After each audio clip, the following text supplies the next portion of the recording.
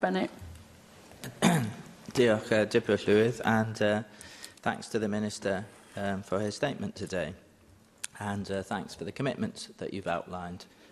As David Melding and Simon Thomas have indicated, we have had a bit of a battle to get to this point, but at least there are now some commitments from the government. Now, we've had quite a few discussions here in the Chamber on this subject during this Assembly term, and of course we all want to see the Welsh Government and the Assembly do its utmost to improve air quality in Wales, which is a big problem in most of our built-up urban areas. The question being what action will be effective in achieving that aim. Now, a lot of air pollution, I think we all recognise, emanates from roads.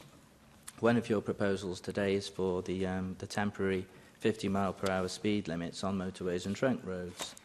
Just a minor point, but I'd like to point out that you cite the A470 between Upper Boat and Pontypridd as one of the proposed 50-mile-per-hour zones. Well, from what I'm told by regular users of the route, it's already a 50-mile-per-hour zone and has been since roadworks were carried out there some months ago. So I just wanted to pass that information on.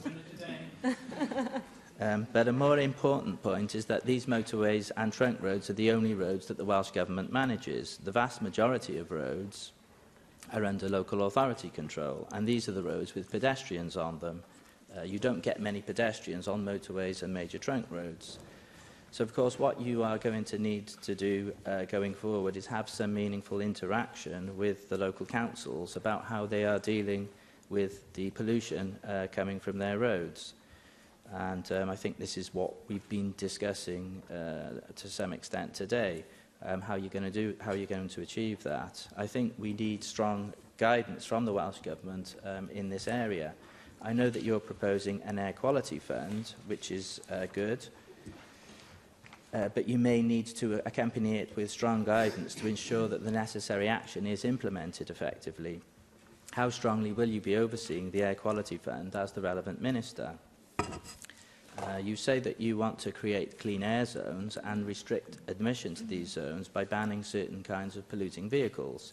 And I think this is in many ways a fairly obvious step, but as you recognise yourself, there are going to be major difficulties with this, cultural difficulties as much as anything. To look at the issue more precisely, HGVs have been mentioned by a couple of people. So one obvious thing is, why have we got HGVs in going through residential areas? Should this be allowed? So that maybe needs to be looked at. But we do have to look at possible repercussions of bringing in these kind of clean air zones, because we have had evidence, scientific evidence recently relating to what's happened in London since the congestion zone was brought in 15 years ago. And there is recent research that indicates that in some ways air quality has actually worsened in London. In particular, the diesel pollution has increased by 20%. This is because of the increased traffic from diesel-powered buses and taxis. So, yes, you can look towards public transport, which you're citing here, but you need to look at what are the emissions coming from public transport, I guess is what I'm saying. So how are you going to monitor the fleets of buses and the licensed taxis which operate through the 22 local authority areas in Wales? Because you're going to need to look at that and assess the pollution elements of that if you are encouraging public transport rather than private vehicle use into these areas. But you need to do all that first, I think, and once you've got those measures in place, and Simon Thomas has mentioned that extra legislation may be needed, then you've got the big task of the cultural change of persuading people who do drive when they could walk to actually get out of the vehicles and do so. But of course, at the moment, it's kind of a vicious circle, because you can't persuade people to get out of their vehicles and walk to places like the school, because the roads are so polluted. Why would they want to do that? So you need to tackle this cycle at some point. So good luck with it, and I'm interested to hear your answers. Thank you. Minister. Thank you, Mayor. I think the member for his good luck wishes there. Look, just to deal with the first thing within terms of the 50 mile per hour temporary speed limit between Upper Boat to Pontypridd. It's from the Upper Boat roundabout and to the A4058 roundabout at Pontypridd. It's exactly 4.2 kilometres. So in some of these areas, it's actually, particularly the one I'm most familiar with in Deeside, it's actually an extension of perhaps where there might have been existing temporary 50 mile per hour zones before. Interaction with local councils, well, a key part of this is we can take action on the trunk roads, but the key part of being able to do this is to offer resources as well as guidance.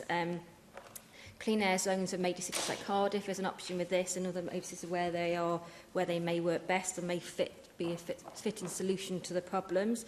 But the plan and the Clean Air Programme will also try to identify through our monitoring what is the best solutions, what is the action needed in certain places and what best suits those places and what their problem is.